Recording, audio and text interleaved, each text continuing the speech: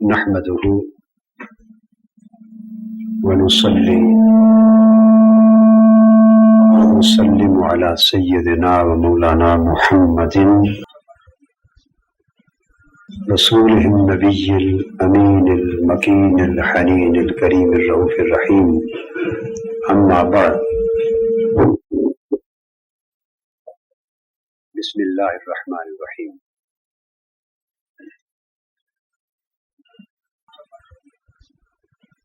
معزز خواتین و حضرات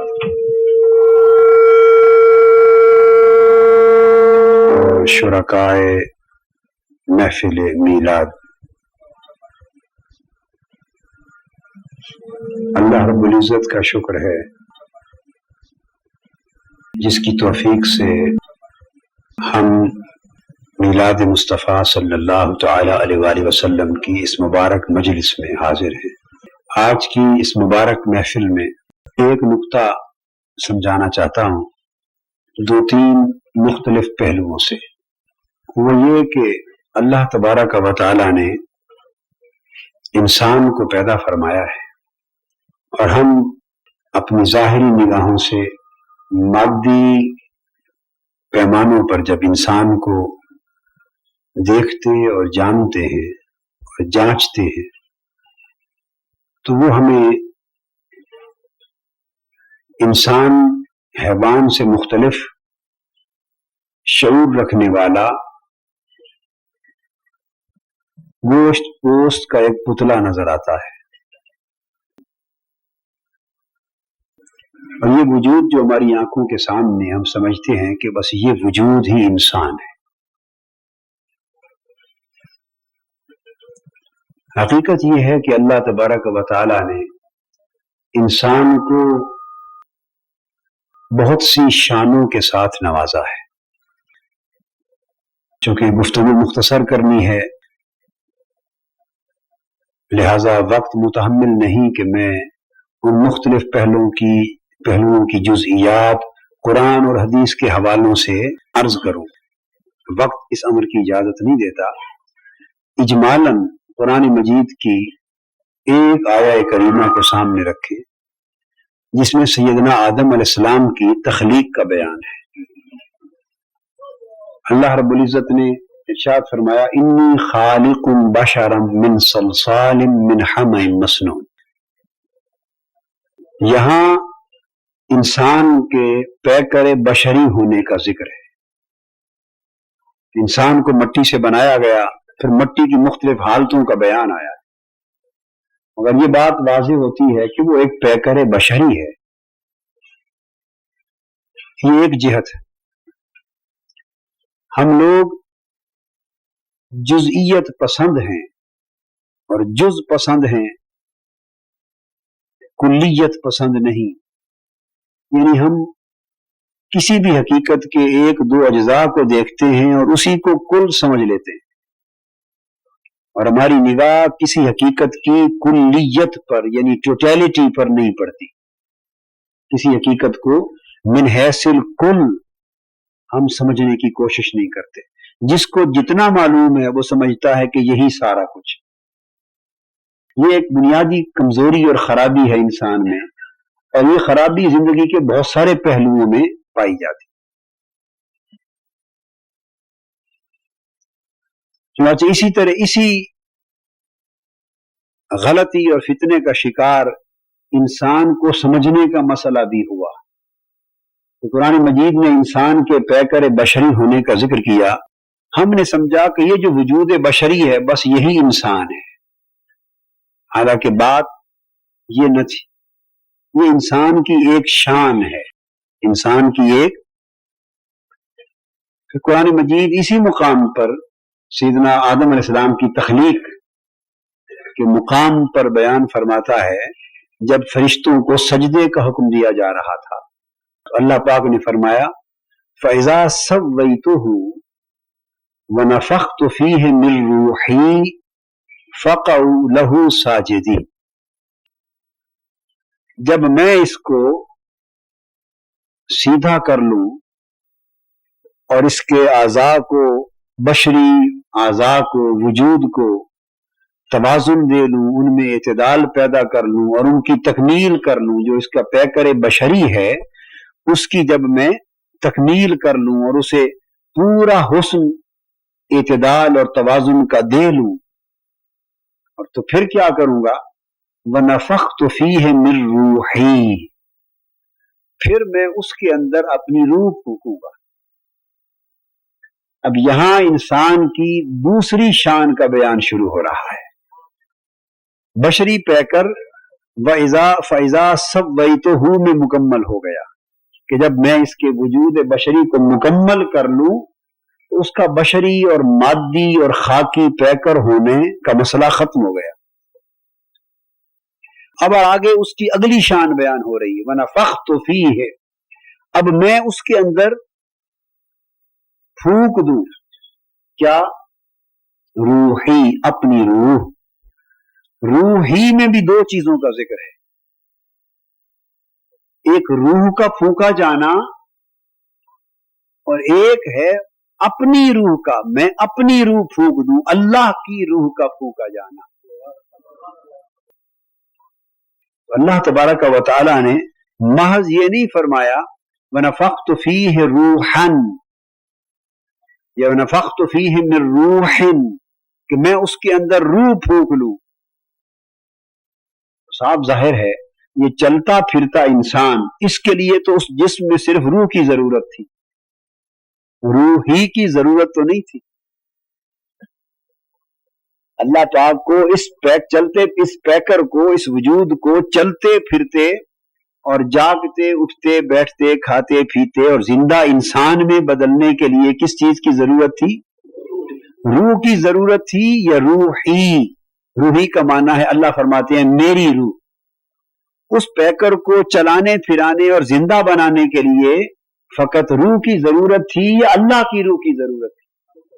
نہیں، فقط روح کی ضرورت تھی. جان کی ضرورت تھی، اس کے اندر جان پیدا کر دی جاتی.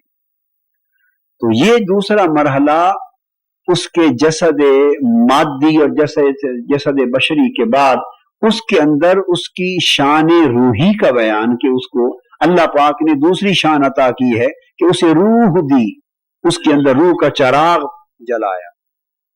اس سے تو جو چلتا پھرتا زندہ انسان ہے وہ تقاضے پورے ہو جاتے ہیں. جسم اور روح مل گئے، انسان زندہ ہو گیا.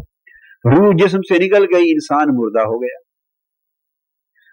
تو ظاہر نگاہیں اور سائنسدان اور میڈیکل پوائنٹ آف ویو سے بھی وہ روح کا جو مفہوم بھی سمجھیں اور روح کی جو بھی تعریف کریں، ہمیں اس سے غرض نہیں. اس کو وہ لائف کہیں، اس کو وہ جان کہیں، الغرض وہ زندگی جب ختم ہو جائے، جان جب نکل جائے یا روح جب نکل جائے تو وہ انسان مردہ ہو گیا، اور وہ اس کے اندر رہے اور لائف رہے تو وہ لیونگ اینیمل ہوا، زندہ انسان ہوا، چلتا پھرتا. تو دو چیزیں تو اس سے پوری ہو جاتی. مگر اب تیسری شان جس کا اشارہ یا متکلم کی طرف فرمایا فَنَفَخْتُ فِيهِ مِن رُوحِي کہ اب میں اس کے اندر خالی روح نہیں پھونکوں گا، اپنی روح پھونکوں گا. کیا؟ اپنی روح پھونکوں گا. اس کا مطلب یہ ہوا کہ اس نے انسان کو پہلے ایک بشری وجود دیا، بشری وجود کے بعد اس کے اندر روح پھونکی، روح کا چراغ جلایا، روح کا چراغ جلایا. اور وہ جو چراغ روح کا جلایا اس کی جو روشنی ہے وہ کہنے والے کی یہ سے آ رہی ہے. وہ جو کہنے والا فرما رہا ہے نا کہ میں اپنی روح پھونکوں گا، وہ جو اس کی یا کی نسبت ہے کہ میں اپنی روح پھونکوں گا، وہ روح کی روشنی نہیں، وہ اس سمت سے آ رہی ہے جس نے روح بھیجی ہے. تو جو اس روحانی انسان کے اندر جو نور چمک رہا ہے وہ اللہ تبارک و تعالی کی ایک شان کی جلوہ گری ہے، اللہ کی ایک شان کی جلوہ گری. اب بہت زیادہ تفصیلات میں آگے نہ بھی جائیں تو تین باتیں تو واضح طور پہ سمجھ میں آ جاتی. ایک اس کے مادی وجود کی، ایک اس کے روحانی وجود اور حقیقت کی، اور روحانی وجود یا روحانی حقیقت کے اندر اللہ کی شان کی جلوہ گری کی جو روحی یہ کی شکل میں بیان ہو رہی. عیسیٰ علیہ السلام کا ذکر آیا اس کی طرف سے کلمہ پھونکا گیا، روح پھونکی گئی، کلمہ پھونکا گیا. تو اللہ تبارک و تعالیٰ نے جو بعض انبیاء علیہ السلام کے حوالے سے کہیں اپنا کلمہ کہا، کہیں اپنی روح کا پھونکا جانا کہا، کہیں اس کو اپنی روح کہا، یہ جو الفاظ ہیں یہ اشارہ کرتے ہیں کہ اس انسان کی روحانی ہستی کے اندر پھر ایک اور مقام ہے، اور یہ وہ مقام ہے جہاں اللہ کی کوئی نہ کوئی شان جلوہ گر ہے. جس طرح انسان کی ظاہر میں سمجھنے کے لیے اگر آدمی تھوڑا سا عمیق نگاہ سے دیکھے تو یہ 3 شانیں آسانی سے سمجھ میں آ جاتی ہیں. تو یاد رکھ لیں کہ ساری انسانیت، پوری انسانیت کو یہ تینوں مقام ملے. اب یہ الگ بات ہے کہ کس نے کتنوں کو اجاگر کیا، کتنوں پہ پردہ ڈال دیا. انسانیت اپنی تینوں شانوں کے ساتھ جب جلوہ گر ہوتی ہے تو انسانیت کا عروج اور پوری انسانیت کا کمال وہ نبوت میں ہے. انسانیت میں یہ 3 شانیں ہیں. کتنی؟ 3. اس کی مادی، ظاہری اور بشری شان، اس کی روحانی شان، اور اس کی حقانی شان. اس کی حقانی شان، یہ 3 شانیں ہیں انسان کی حقیقت میں. اب انسانیت کا عروج اور کمال نبوت میں ہے. تو جب انسانیت اپنے عروج اور اس کا اپنے نقطۂ کمال پہ پہنچتی ہے تو وہ مقام مقام نبوت ہے، اور مقام نبوت بھی انسانیت میں سے ہوگا. تو جب انسانیت کا نقطۂ کمال نبوت ہوئی تو معلوم ہوا کہ اس نبوت میں بھی انسانیت کی یہ تینوں شانیں اپنے انتہائی عروج پر ہونی چاہیے. تو نبوت میں جو شان بشریت ہے یہ بھی عام انسانوں سے مختلف ہوگی، اور نبوت میں جو شان روحانیت ہے وہ بھی عام انسانوں کی روحانیت سے مختلف ہوگی، اور نبوت میں جو شان حقانیت ہے وہ بھی عام انسانوں کی حقانیت سے مختلف اور بلند و بالا ہو. تو انسانیت کا کمال نبوت ہوئی. اسی طرح پھر نبوت کا کمال رسالت ہے. نبوت کا کمال رسالت ہے. وہ تمام کمالات اور وہ تمام شانیں جو نبوت کے مرتبے میں جمع ہوتی ہیں، رسالت میں وہ شانیں اپنے عروج اور کمال پہ چلی جاتی ہیں. تو انسانیت کا کمال نبوت، نبوت کا کمال رسالت، اور ساری کائنات رسالت کا کمال محمد. رسالت جب اپنے نقطۂ عروج پہ پہنچتی ہے، اور وہ مقام و مرتبہ جہاں رسالت اپنے کمال کی آخری حد کو پہنچتی ہے، جس سے آگے عروج سفر نہیں کر سکتا اور جس سے آگے کمال کا ارتقا نہیں ہو سکتا، جہاں سارے کمالات کا سفر اور سارے عروجات کا سفر جا کے ختم ہو جاتا ہے، رسالت کے اس آخری مقام و مرتبہ کا نام محمد وہ مقام، وہ حضور علیہ السلام کا مقام ہے، اور اس کو حقیقت محمدی کہتے ہیں. اس کو حقیقت محمدی صلی اللہ علیہ وسلم کہتے ہیں. تو آقا علیہ السلام کی بھی اپنی شان اور مقام و مرتبہ کے لائق تینوں شانیں، اپنے مقام اور مرتبہ کے لائق.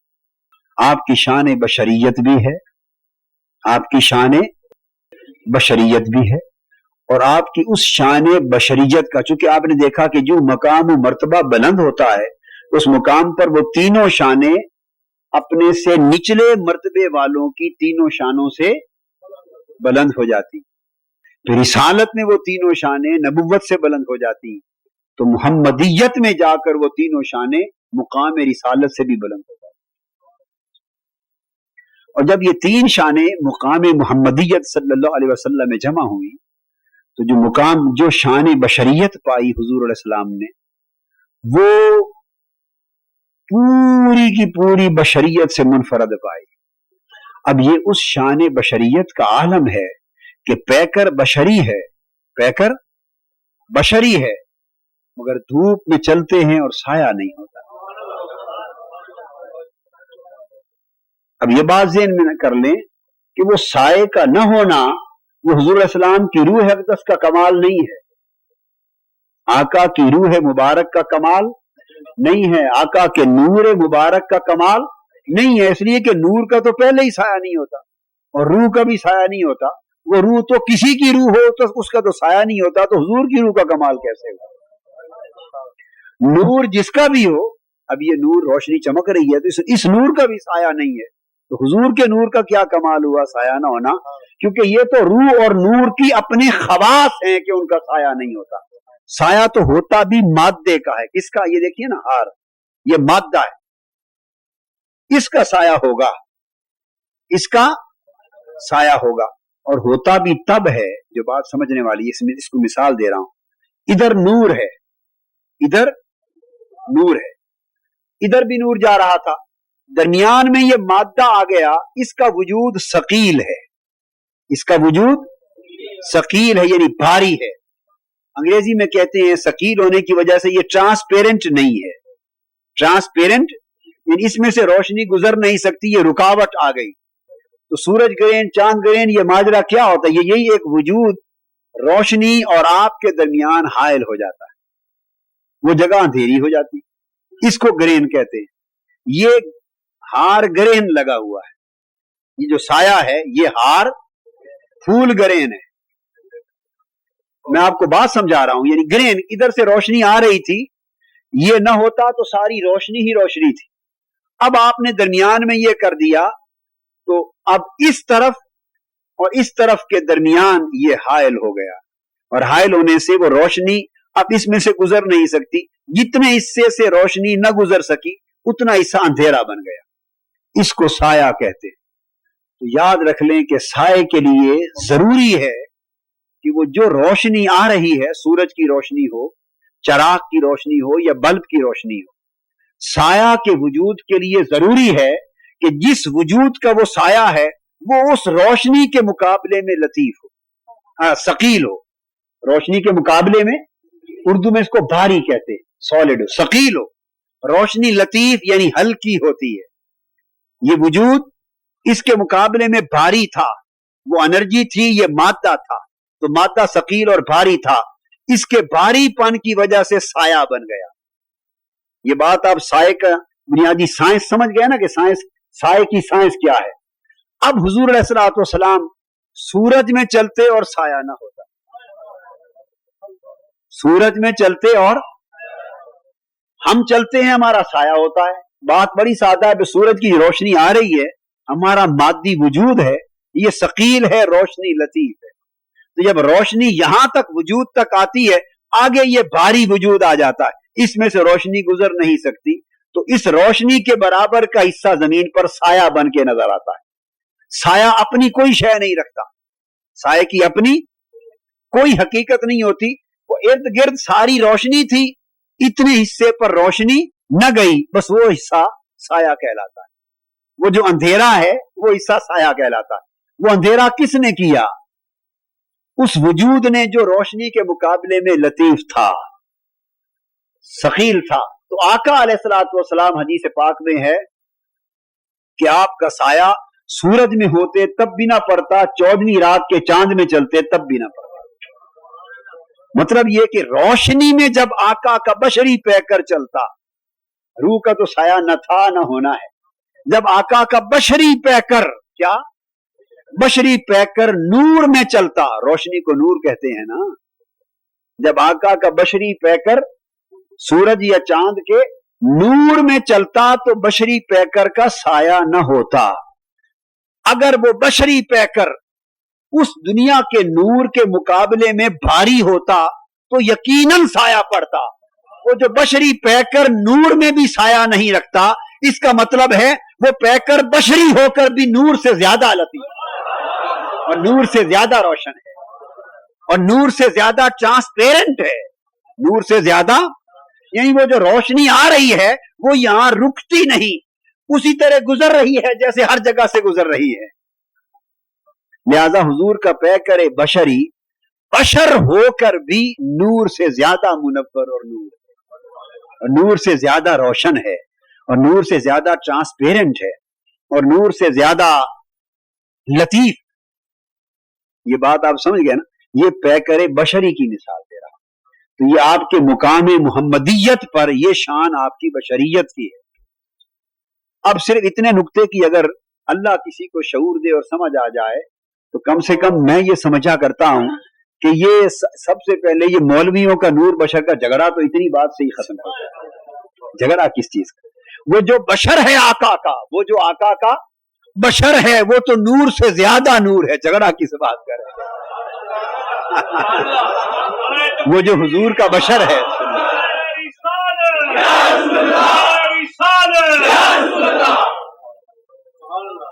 وہ جن کو یہ بات سمجھ نہیں آئی انہی کا جھگڑا ہے. اور جھگڑا کرنے والوں کے پاس سوائے جھگڑے کے اور ہے ہی کچھ نہیں. مولانا روم رحمۃ اللہ علیہ فرماتے ہیں کہ قرآن کی تعلیمات کا جو مغز تھا نا, وہ مغز نکال کے میں نے مثنوی کی شکل میں تمہیں سنا دیا ہے. علم کا جو مغز ہے, علم کا جو مغز, وہ میں نے مثنوی میں یعنی صوفیہ اور عاشقوں کی زبان میں آ گیا ہے.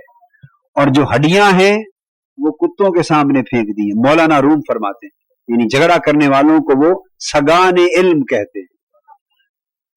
علم کے کتے, کیا علم کے کتے, وہ جھگڑتے پھرتے اور فتویٰ بازی کرتے پھرتے.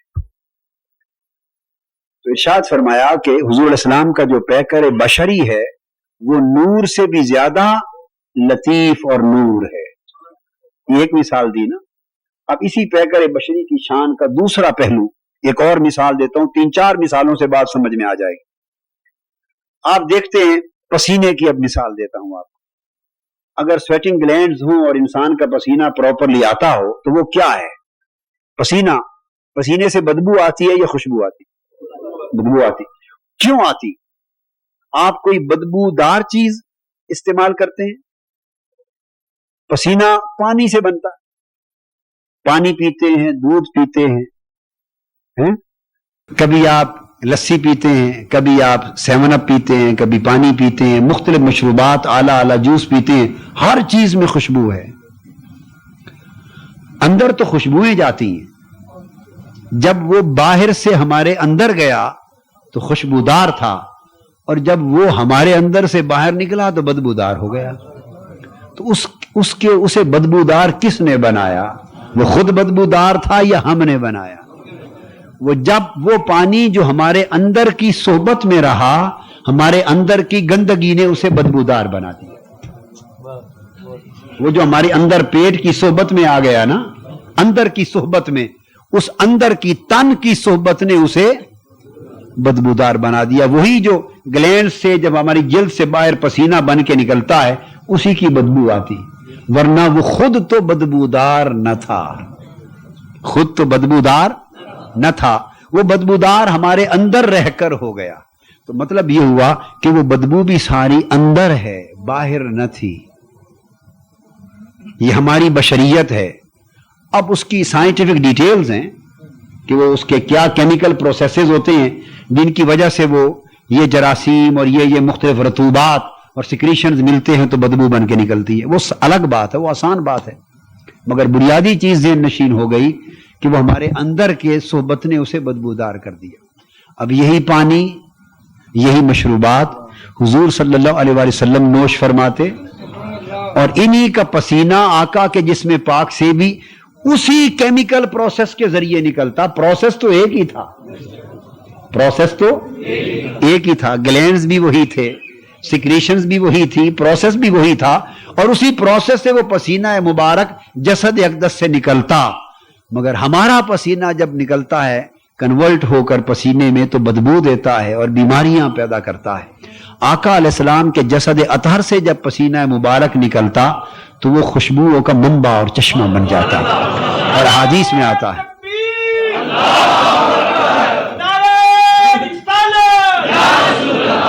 حدیث میں اور سیرت اور فضائل اور شمائل کی کتب میں آتا ہے کہ صحابہ کرام کو اگر حضور علیہ السلام کو تلاش کرنا ہوتا اور پتہ نہ چلتا کہ وہ کس طرف تشریف لے گئے اور کوئی بتانے والا نہ ہوتا تو وہ گلیوں میں ہواؤں کی خوشبو سے راستہ جان لیتے کہ یار اسی راستوں سے گزر کے گیا ہوگا, خوشبوئیں بتا رہی ہیں ادھر سے گزر گئے ہوں گے.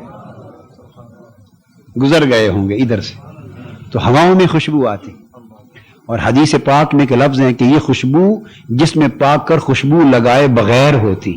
ایک حدیث میں یہ الفاظ آئے ہیں یہ خوشبو لگائے بغیر ہوتی. اور ایک حدیث میں ہے کہ آنکھوں سے بھی جب آقا کی چشمان مقدس دیکھتے تو سرمئی آنکھیں ہوتی, سرمے کی ڈوریاں ہوتی. اور حدیث میں آتا ہے کہ وہ سرمے کی ڈوری سرما لگائے بغیر ہوتی, سرما لگائے بغیر ڈوری ہوتی. تو یہ بشریت کا جو پیکر تھا تو پسینہ خوشبودار نکلتا. اور صحابہ کرام اور صحابیات اور ازواج مطہرات اور اہل بیت اطہار میں سے لوگ جس کو موقع ملتا آپ کے پسینہ مبارک کو شیشیوں میں جمع کر کر کے رکھتے اور بیماروں کو لگاتے, اور کئی تو شادیوں پر اپنی دلہنوں کو لگاتے. اور ایک گھر تھا مدینہ پاک میں, انہوں نے حضور علیہ السلام کا پسینہ سنبھال کے رکھا, وہ اپنے گھر میں لگاتے, دلہن کو لگایا, وہی پسینہ پاک کی خوشبو استعمال کی, اور اس کا فیض یہ ہوا کہ ان کی نسلوں کی جسموں سے بھی خوشبو آتی رہی. جو بچے اس ماں باپ سے پیدا ہوئے جن کو ہر وقت حضور کے پسینہ پاک کا عطر لگتا تھا, جو بچے پیدا ہوئے باطن سے ان کے جسم سے بھی خوشبو آتی, اور ان کے گھر ہر وقت مہکار آتی, اور وہ اہل مدینہ میں خوشبوؤں والا گھر مشہور ہو گیا تھا. اب یہ پسینے کی مثال دے دی. اب تیسری مثال فضلات مقدس کی دیتا. یہی پروسیس جیسے پسینے کا ہے یہ مشروب سے ہے, اس طرح ہم کھانا کھاتے ہیں ہمارے پیٹ میں جاتا ہے. اردو میں آپ کہتے ہیں کیموس اور کیلوس, یہ اصطلاحات استعمال ہوتی ہیں.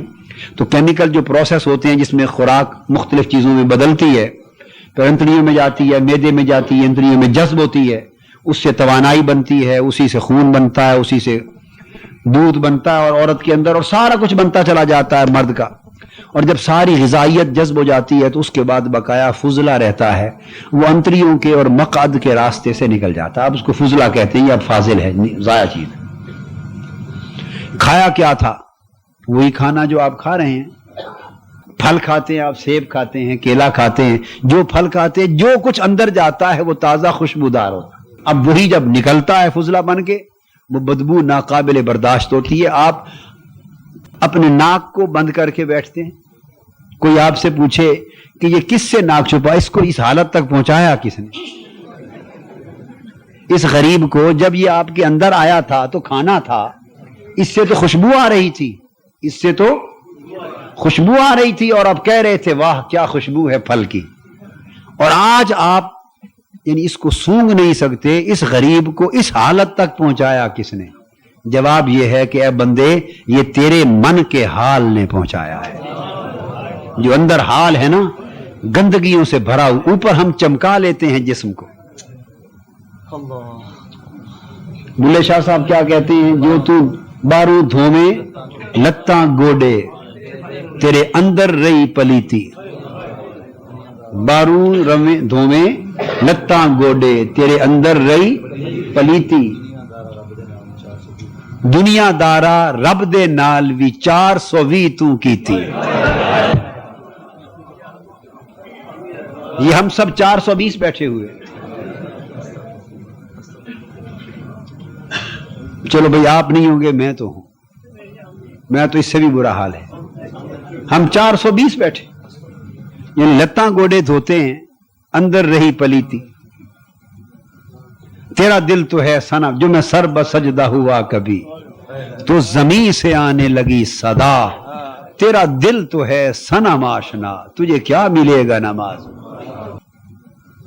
تیرا دل تو ہے صنم آشنا, تجھے کیا ملے گا نماز.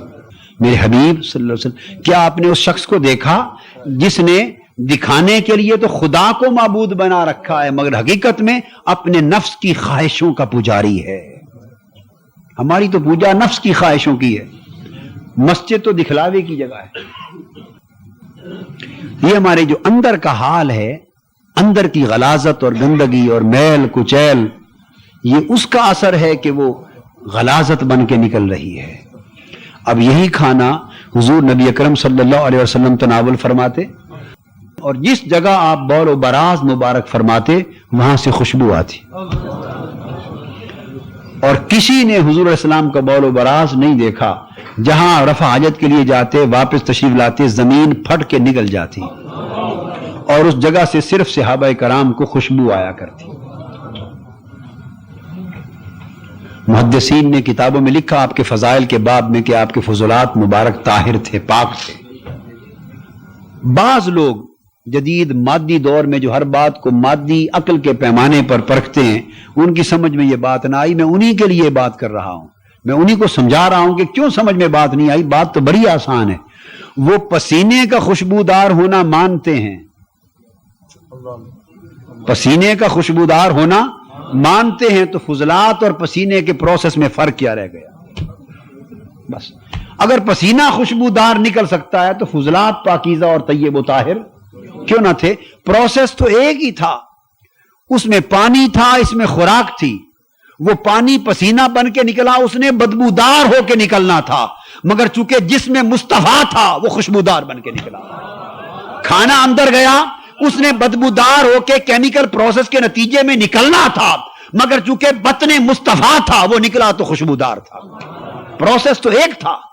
اگر پسینے میں وہ بات حق ہے تو فضلے میں وہ بات حق کیوں نہیں؟ سائنٹیفک پروسیس تو، کیمیکل پروسیس تو ایک ہے. یہ سب کچھ کیا ہے؟ یہ آقا علیہ السلام کی بشریت ہے. حضور علیہ السلام کی یہ سب کچھ کیا ہے؟ یہ بشریت ہے آقا کی. اور عمر بھر 63 برس گزر گئے، کسی صحابی نے نہ صرف یہ کہ سایہ زمین پہ نہیں دیکھا، کسی مکھی کو آقا کے جسم پاک پہ بیٹھتے نہیں دیکھا. یہ آقا کی بشریت ہے، نورانیت نہیں ہے، یہ روحانیت نہیں ہے. روحوں پر تو مکھیاں نہیں نہ بیٹھتی، مکھی تو جسموں پر بیٹھتی ہے. تو جسم تو آقا کا بھی ہے، مگر وہاں مکھی کیوں نہیں بیٹھتی؟ اس لیے کہ مکھی کبھی صاف ستھری خوبصورت تر و تازہ جگہ پر، یہ پھول پڑے تر و تازہ ہیں، صاف ستھرے اجلے ہیں، گھر کمرہ صاف ستھرا اجلا ہو، مکھی کا وجود دکھائی نہیں دے گا. جہاں تھوڑی سی گندگی آئی مکھی وہیں نظر آ گئی. تو مکھی کا تعلق گندگی سے ہے، اجلے پن سے نہیں، ستھرے پن سے نہیں. مکھی کا رابطہ ہی گندگی سے ہے. تو جہاں گندگی کا وجود نہ ہوگا، اجلا پن، صفائی، ستھرائی، نظافت، لطافت، طہارت ہوگی، وہاں مکھی دنیا میں بھی کبھی نہیں آتی.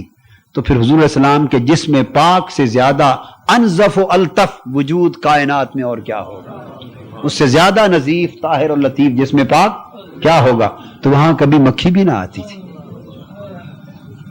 چونکہ اس کا جوڑ ہی نہیں ہے. وہاں جوڑ ہی نہیں، وہ تو بیٹھتی نہیں ہے صاف جگہ پر. ہماری صاف کی ہوئی جگہ پر نہیں بیٹھتی، تو وہ جس جسم کو رب نے صاف کر دیا تھا وہاں کیسے بیٹھتی؟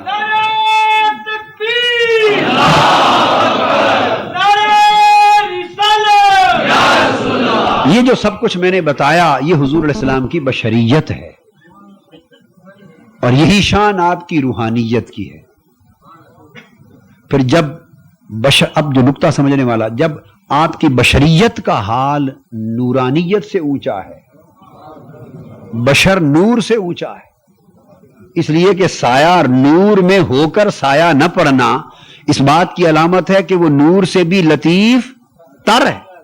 دیکھیے نا، یہ بڑا پتلا کاغذ ہے، بڑا ہی پتلا کاغذ ہے. یہ تو موٹے جسم تھے نا، یہ تو بڑا پتلا کاغذ ہے. اس کو بھی کر دیں، اس کا بھی سایہ ہے.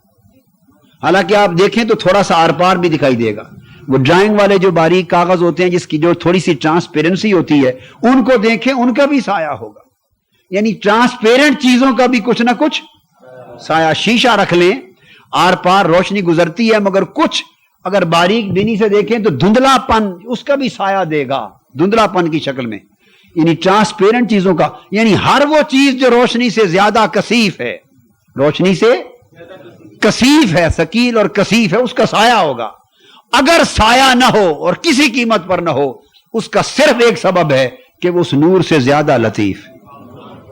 تو پیکر بشری نور سے زیادہ نوری.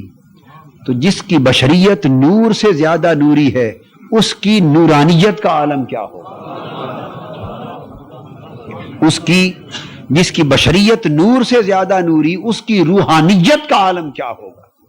پھر یہ اس کی روحانیت کا عالم ہے کہ جب آقا علیہ السلام بیت المقدس سے آسمانوں کی طرف اور عرش اور سدرۃ المنتہا کی طرف پہنچے، جب وہاں پہنچے تو حضور صلی اللہ علیہ وآلہ وسلم یہ آقا کی نورانیت تھی، آقا کی روحانیت تھی کہ وہاں تک تو پہنچے، اور وہاں تک تو جبرائیل کی نورانیت بھی جبرائیل امین کو لے گئی، اور ملائکہ کی نورانیت بھی سدرۃ المنتہا تک، مگر وہ سدرۃ المنتہا نورانیت کی انتہا تھی، روحانیت اور نورانیت کی انتہا تھی، کیونکہ جبرائیل امین سے زیادہ نوری کوئی مخلوق نہیں ہے، جبرائیل امین سے زیادہ طاقتور نوری کوئی مخلوق ملائکہ میں بھی. تو جب وہ رک گئے اور عرض کیا کہ آقا اس سے آگے میں تو نہیں جا سکتا، یعنی یہاں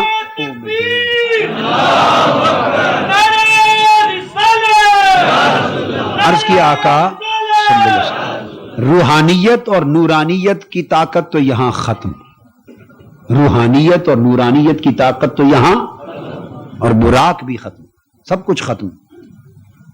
براق کا جو لفظ ہے وہ برق کی جمع ہے، اس کا معنی ہے بجلیاں. کیا؟ یہ بھی ایک اشارہ ہے کہ آقا کا سفر براق پر طے ہوا، یعنی بجلیوں کے وجود پر طے ہوا. بجلیوں کے، یہ کیوں فرمایا؟ اس میں ایک سائنٹیفک ریالٹی ہے، ایک سائنسی حقیقت ہے، اس لیے کہ جب جا کے سفر معراج کی حقیقتیں لوگوں کو سمجھ آنا شروع ہوں گی، وہ دور ہوگا جو سپیس اور ٹائم کا، وہاں رفتار کا پیمانہ روشنی بن جائے گی، رفتار کا پیمانہ. اور جب سفر کی رفتار طے کی جائے گی تو ہمیشہ سپیڈ لائٹ کہا جائے گا. کیا؟ Speed light. کبھی کہا جائے گا light year, month year, week year, hour year, light minute, light year, light month, light week, light day, light hour, light minute, light second. یعنی ایک سیکنڈ میں روشنی کتنا سفر کرتی ہے اس کو لائٹ سیکنڈ کہیں گے. ایک گھنٹے میں لائٹ آور. سال میں روشنی کتنا سفر طے کرتی ہے؟ Light year. یہ چاند ایک دن میں 50,000 میل کا سفر کرتا ہے. کتنا؟ ایک دن کا سفر کرتا ہے. یہ تو اللہ نے بنایا ہے چاند. اور انسان اب اس مقام پر جا پہنچا کہ جب اپولو 11 چاند پر جا رہا تھا، کیا؟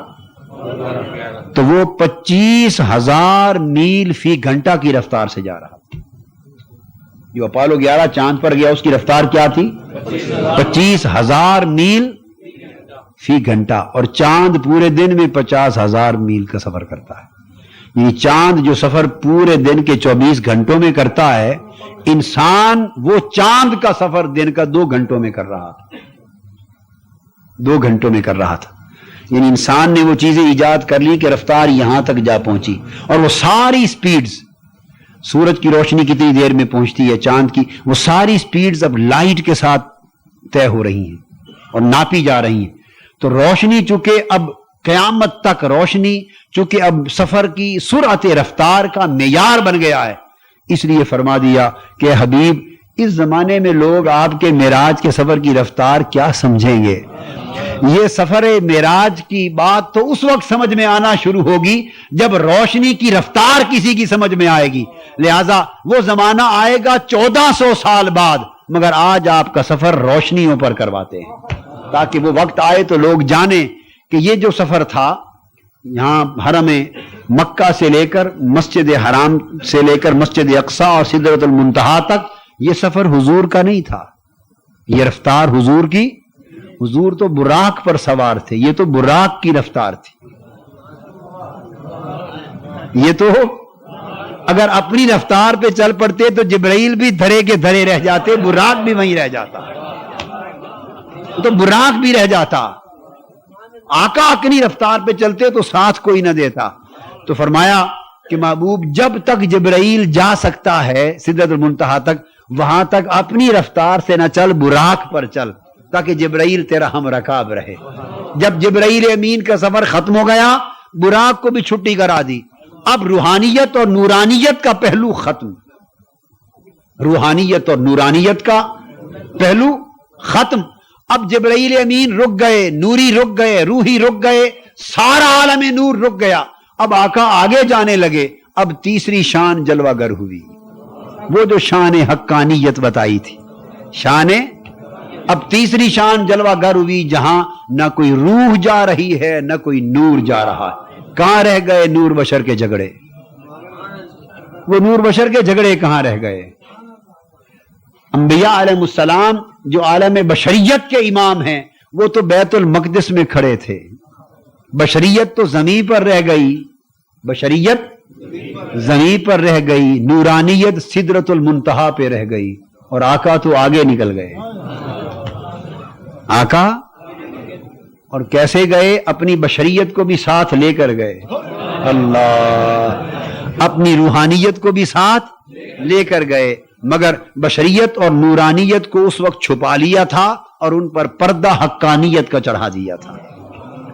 تو اب عالم لا مکان سے لے کر قاب قوسین او ادنا میں جلوہ حقانیت کا تھا، جلوہ، ورنہ اگر بشریت کا اس جگہ ظہور ہوتا یا نورانیت کا ظہور ہوتا جہاں جبرائیل امین کے پر جل رہے ہیں، وہاں قاب قوسین او ادنا پہ آمنے سامنے کون بیٹھ سکتا تھا؟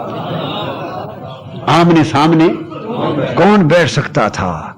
جہاں عرش سے آگے قدم بڑھانے پر جبرائیل کے پر جل رہے ہیں، وہاں کعبہ قوسین پر آمنے سامنے بیٹھ کر جلوہ کرنا، اور جلوہ بھی اس حال میں کرنا کہ ما زاغ البصر وما طغی، آنکھیں تکتی نہیں، نہ جھپکی نہ حد سے بڑی، نہ جھپکی نہ حد سے بڑی، اس مقام پر بیٹھ کر جلوہ کرنا وہ نہ بشریت کا کام تھا نہ نورانیت کا کام، اس مقام پر جلوہ کرنا نہ بشریت کا کام تھا۔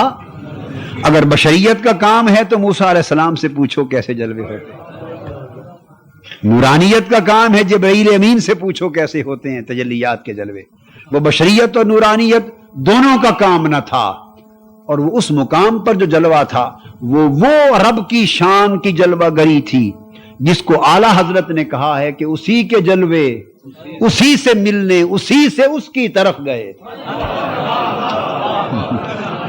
اسی کے جلوے اسی سے ملنے اسی سے اس کی طرف گئے تھے، وہ مقام تھا۔ آپ کے مقام حقانیت کی جلوہ گری تھی جو قاب قوسین پہ ظاہر ہو رہا تھا۔ پھر اس شان کے ساتھ پھر حضور صلی اللہ علیہ وسلم کو اللہ پاک نے آپ کی حقیقت کو مظہریت حق بنا دیا۔ تو حقیقت محمدی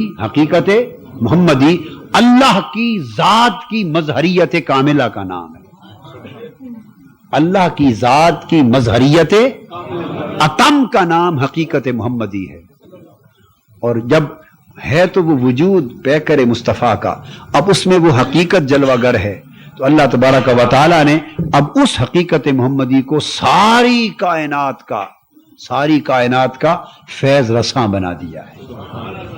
اب پوری کائنات کو جو فیض الہی بھی مل رہا ہے، فیض وہ حقیقت محمدی سے مل رہا ہے۔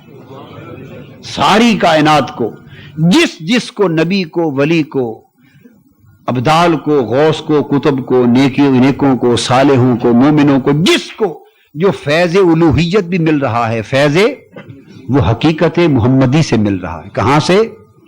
حقیقت محمدی سے۔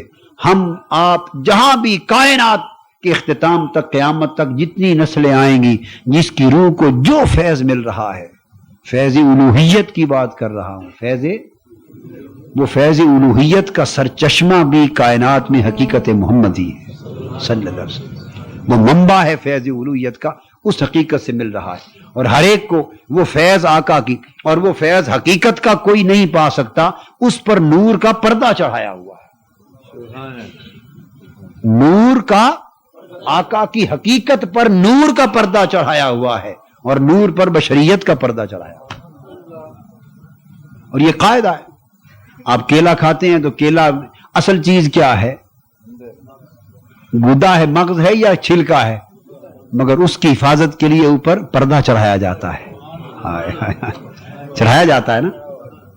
تو یہ نظام قدرت ہے، ہر چیز میں ایک ہی قانون ہے کہ اصل کی حفاظت کے لیے اوپر ایک پردہ چڑھاتے ہیں، مگر وہ ناداں ہوگا کہ جو پردے کو اصل سمجھ بیٹھے اور اصل کو جانے ہی نہیں۔ یہ نظام قدرت ہے، اور یاد رکھ لیں اللہ چونکہ ایک ہے، اللہ اس کا نظام بھی ایک ہے، اس کی وحدانیت کی علامت ہے کہ کائنات کے ہر نظام میں وحدت اور یکسانیت ہے، ہر نظام میں وحدت ہو، اور پوری کائنات کے سارے نظاموں میں اکائی اور یکسانیت کا پایا جانا اس کے ایک ہونے کی علامت ہے۔ کیلا اب آپ کنو لیں, اب کنو کا ایک چھلکا ہے, تو چھلکا تو کوئی نہیں کھاتا, چھلکا تو اتارنے کے لیے ہوتا ہے تاکہ اصل چیز تک رسائی حاصل ہو. چھلکے کا پردہ اترے تو اصل چیز کھانے کو ملتی ہے. سیب کھاتے ہیں آپ, اب سیب پڑا رہے تو سلامت ہے, آپ سیب کا چھلکا اتار دیں, اسی سیب کو 15 منٹ رکھیں تو رنگ کیا رہ جائے گا, بدل جائے گا نا. تو وہ رنگ بھی پردے سے بحال رہتا ہے, رنگ بھی. تو کتنی چیزیں میں نے بیان کی تھی, کتنی شانیں ہوتی ہیں؟ 3. ایک شان بشریت, دوسری روحانیت, تیسری حقانیت. اس کو کیلے سے لیتے ہیں, کیلے کی بھی 3 شانیں, سیب کی بھی 3 شانیں, ہر پھل کی 3 شانیں, ہر شے کی 3 شانیں.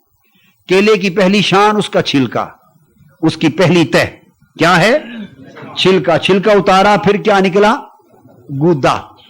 2 چیزیں نظر آتی, 2 چیزیں. اور اصل جو حقیقت ہے, جب آقا کبھی کبھی اس حقیقت کے حال میں ہوتے, ہر وقت بشریت کے حال میں ہوتے, کبھی کبھی روحانیت کے حال میں دکھائی دیتے, اور خال ایک لمحہ آتا کہ آقا حقیقت کے حال میں منتقل ہو جاتے.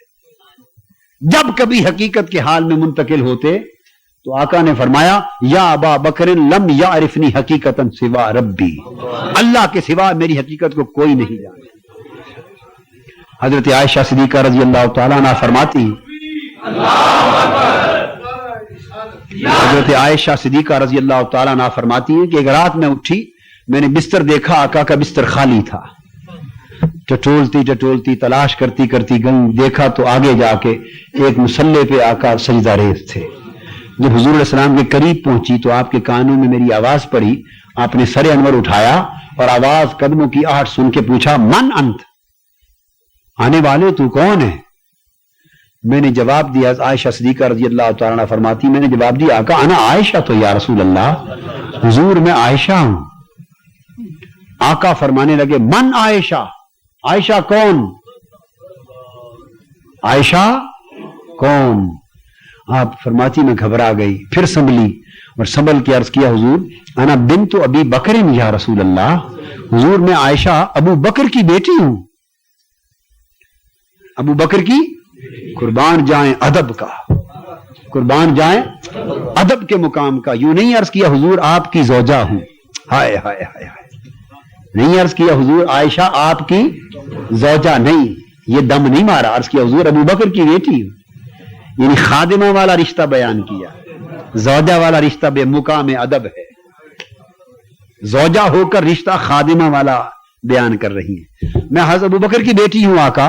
حضور نے فرمایا من ابو بکر, ابو بکر کون ہے؟ حضرت عائشہ رضی اللہ تعالیٰ فرماتی ہیں پھر گھبرا کے سنبھلی, میں نے عرض کیا ابن ابی قحافہ یا رسول اللہ, حضور وہ ابو قحافہ کے بیٹے ابو بکر ہیں. آقا نے فرمایا من ابو قحافہ, ابو قحافہ کون ہے؟ حضرت عائشہ صدیقہ رضی اللہ تعالیٰ عنہ فرماتی میں گھبرا گئی, بس کانپ اٹھی. میں واپس پلٹ آئی, میں سمجھ گئی کہ حضور اس وقت کسی اور حال میں ہے, وہ حقیقت میں منتقل ہو گئے تھے. اور کچھ عاشق لوگ اور عارف لوگ یہاں کہتے, عارف لوگ کہ عائشہ صدیقہ رضی اللہ تعالیٰ عنہ فرمانے لگی, دل میں کہ خیال آیا کہ یہ وقت ہے کہ آج میں بھی پوچھ لوں من انت یا رسول اللہ, حضور آپ کون ہیں؟ آج وقت ہے کہ پوچھ لوں حضور آپ کون ہیں. ہم تو یہ کچھ سمجھتے پھرتے ہیں نا جو دکھائی دیتا ہے. ہائے ہائے, چپ کر میرے علی اسے جانے, آپ کون ہیں؟ اور حضرت عائشہ رضی اللہ تعالیٰ فرماتی ہیں آقا واپس تشریف لائے, میں نے سارا ماجرا کہہ سنایا, سارا ماجرا کہہ سنایا. تو آپ نے فرمایا لی مع اللہ وقت, عائشہ مجھے ایک ایسا اللہ کی معیت میں مجھ پر ایسا وقت آتا ہے, اللہ کی معیت میں مجھ پر ایک ایسا وقت آتا ہے کہ اس وقت مجھے نہ کوئی مقرب فرشتہ پا سکتا ہے, نہ کوئی برگزیدہ رسول پا سکتا ہے. اندازہ کر لیں, ہیں خود رسول اور فرماتے ہیں مجھے کوئی رسول بھی نہیں پا سکتا. ہیں رسول, وما محمد الا رسول, ہیں رسول پر فرماتے ہیں کوئی رسول بھی مجھے نہیں پا سکتا. تو وہ بڑا اونچا مقام محمد ہے صلی اللہ علیہ وسلم. اس لیے حضرت اویس کرنی رضی اللہ تعالیٰ عنہ نے فرمایا تھا سیدنا فاروق اعظم اور سیدنا علی شیر خدا رضی اللہ تعالیٰ عنہ کو جب دونوں حضور اسلام کے حکم پر، آقا کے حکم پر حضرت اویس کرنی اس عاشق سے ملنے گئے، تو جب ملنے گئے تو انہوں نے کہا کوئی یار کی باتیں تو سناؤ. تو صحابہ کرام دونوں حضور اسلام کے تذکرے اور 63 برس کے احوال اور 23 برس کی سنگت کے قصے سناتے رہے. 23 برس کی سنگت سناتے رہے. سارے واقعات 23 برس کے جب سن لیے آقا کی سنگت و صحبت کے، تو جب پوری داستان ختم ہوئی تو حضرت اویس کرنی پوچھنے لگے، ہائے ہائے ہائے ہائے ہائے، پوچھنے لگے حضرت ابوبکر علی سے کہ یہ بتاؤ تم نے حضور کو دیکھا تھا؟ وہ 23 سال کی ہم سفری سنا رہے ہیں، 23 سال اکٹھا رہنا سنا چکے ہیں، اور پورا سن کر پوچھتے ہیں کہ تم نے کبھی حضور کو دیکھا؟ ہائے ہائے ہائے ہائے. تو وہ فرمانے لگے، اب وہ مرتبہ اتباع میں بات کر رہے تھے، مرتبہ اتباع میں امت کے لیے بات کر رہے تھے کہ ان کو اللہ نے امت کی تلقین کے لیے منتخب کیا تھا. یہ نہیں کہ وہ خود اس مرتبے کے نہ تھے، مرتبے والے وہ بھی تھے، مگر ان کو مقرر اس لیے کیا تھا کہ جو بات امت کی سمجھ میں آئے ان کے ذریعے وہ پہنچے. اور عاشقوں عارفوں کو مقرر کیا ہے عشق اور معرفت کی شمع جلانے کے لیے، وہ خاصوں کے لیے ہیں، یہ سب دنیا کے لیے. تو کہنے لگے ہاں آقا کے ساتھ رہے، حضور کو دیکھا، ہر وقت دیکھتے. فرمانے لگے اے عمر اور علی بھائی، جو تم نے دیکھا وہ تو محمد کا سایہ تھا صلی اللہ علیہ وسلم، صلی اللہ علیہ وآلہ وسلم، وہ تو حضور کا سایہ تھا. مطلب کیا؟ وہ آپ نے بشریت، سایہ کا مطلب یہ کہ وہ بشریت دیکھی اور کبھی کبھی روحانیت دیکھی. اور جب پوچھا تم نے حضور کو دیکھا، اشارہ اس امر کی طرف تھا کہ پردہ ہٹا کے کبھی اندر سے بھی دیکھا تھا. ہائے ہائے کہ حقیقت کیا تھی. اس حقیقت کا فیض ساری کائنات کو نصیب ہو رہا ہے. اللہ تبارک و تعالی ہمیں بھی اس میں سے کچھ خیرات عطا فرمائے. وما علینا الا البلاغ. شیخ الاسلام ڈاکٹر محمد طاہر القادری کے آفیشیل یوٹیوب چینل کو سبسکرائب کریں اور بیل آئیکن کلک کریں.